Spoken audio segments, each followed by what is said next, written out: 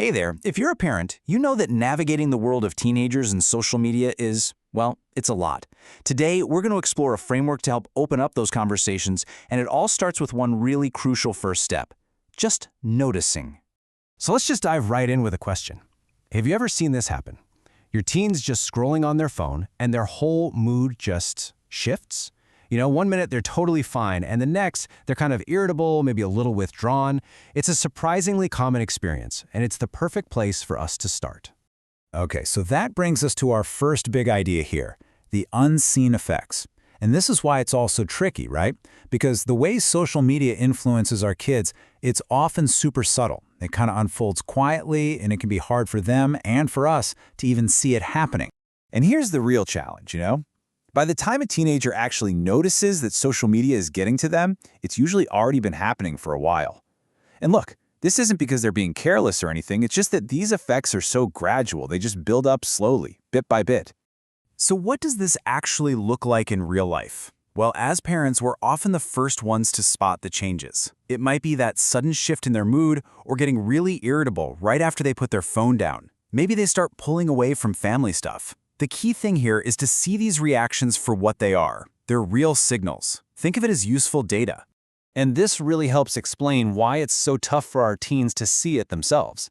For them, social media is always there. It's just a constant presence. So its effects just kind of fade into the background. It's like a humming noise in a room that you eventually just tune out, When something's everywhere, it gets a lot harder to notice. Okay, so all of this leads to what we can call the parent's dilemma. And if you're a parent, you probably know this feeling well.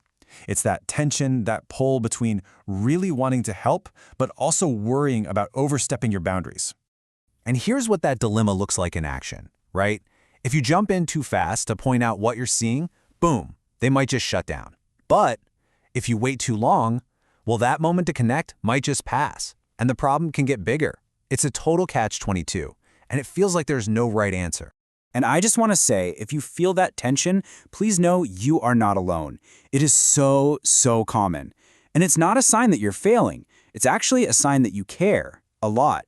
It shows you're trying to find the right way to connect on a really tricky subject.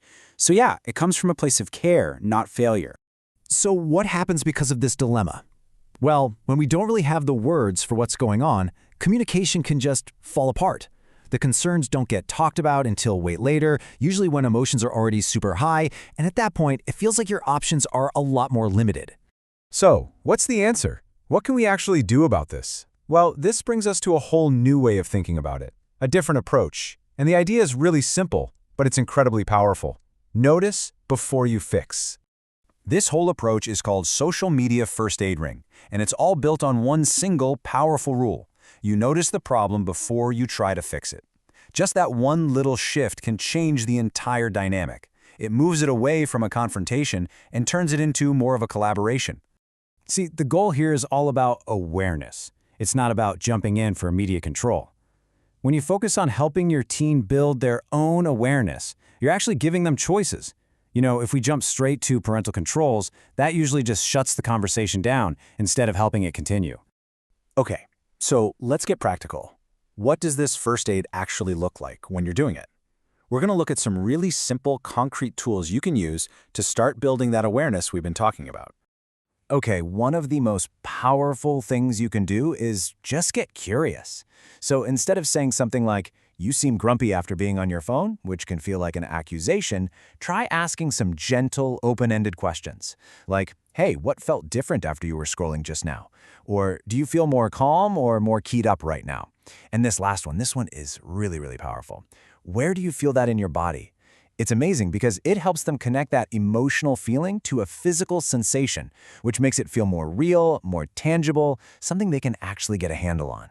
And you can totally support this new skill of noticing with some really simple, practical steps. Look, this isn't about banning anything. It's just about creating a little more space.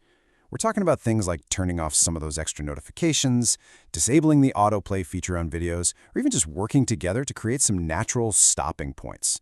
The whole goal is to lower the pressure, but keep the connection between you and your teen really high. Because ultimately, that's what this is all about. We're teaching a skill. The ability to notice these subtle effects early on, that's something you learn. And when our teens get good at it, they gain so much more control over their own experiences, especially when they're in these digital worlds that are literally designed to be super persuasive and keep them hooked. So, what's the big takeaway from all this? It's that as parents, you don't need to have perfect rules. You don't need to be a technical genius who knows every single app. What your teen really needs is your calm presence and your curiosity, your willingness to notice with them. Because when they learn to spot these problems earlier, harm is reduced. And that, right there, is the whole foundation of social media first aid.